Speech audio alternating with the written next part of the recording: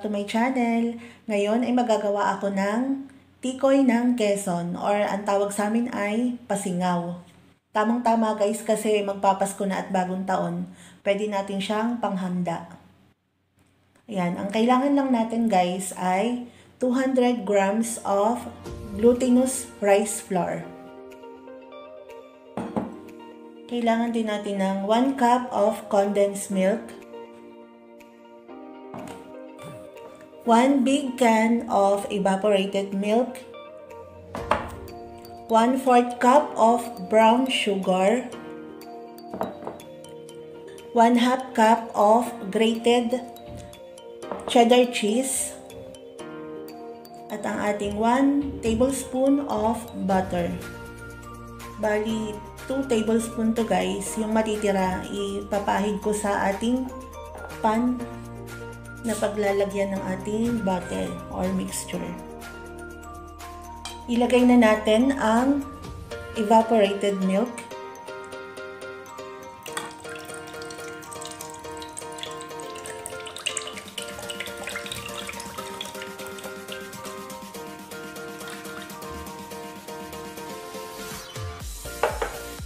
Ilagay na rin natin ang sugar.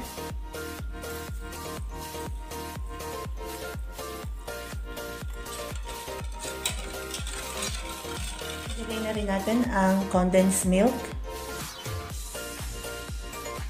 Ang cheese. 1 tablespoon of butter.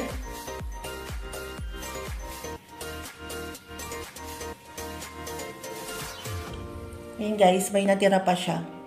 Ipapahid natin sa ating pan para hindi dumikit ang tikoy.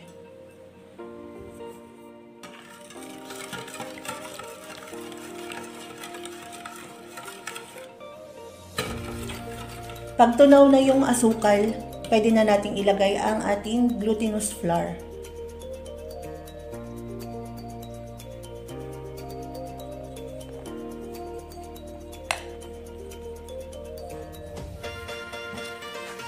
I-mix natin ng mabuti guys hanggang maging smooth na ang ating mixture.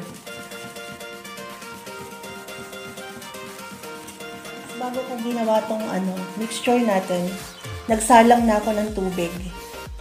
Nagpapakulo na ako ng tubig para paglalagay natin ng mixture sa ating steamer, mainit na ang ating steamer.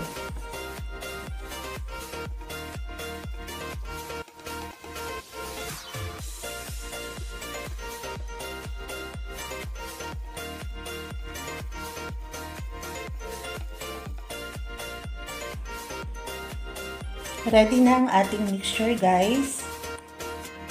Ilalagay na natin siya sa ating molding pan. Ayan. Ilagay lang natin ang ating natirang butter kanina.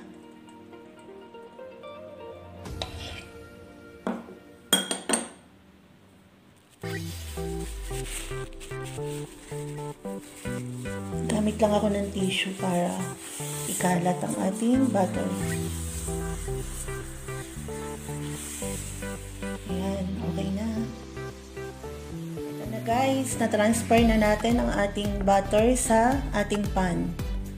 Tatakpan lang natin siya ng aluminum foil para hindi siya mapasok ng tubig pag i-steam natin. Yan.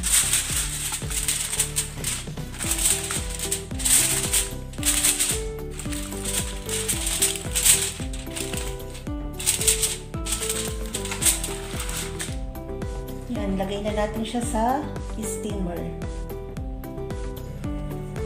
Guys, importante na painitan na natin ang ating steamer bago natin ilagay ang mixture. Medium heat lang ang ating apoy. Steam natin siya guys for 45 minutes. 45 minutes na ang nakalipas. Patayin na natin ang apoy at i-cool down lang natin siya. I-check natin siya mamaya. Check na natin. Oops.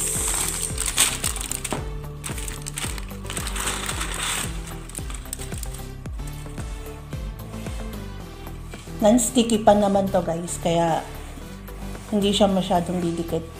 Plus, nilagyan pa natin ng butter.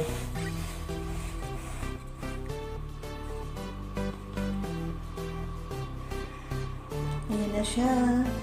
Ito na ang special tikoy ng Quezon.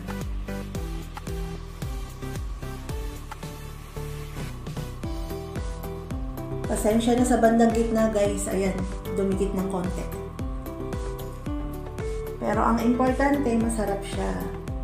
Tikman na natin.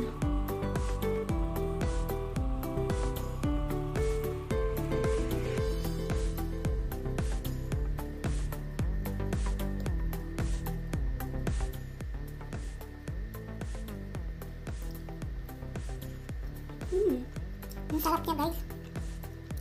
Tamang-tama sa Pasko at bagong taon.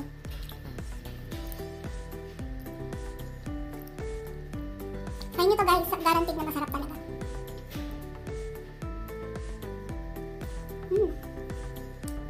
Ang sarap niya. Tapos, may kape.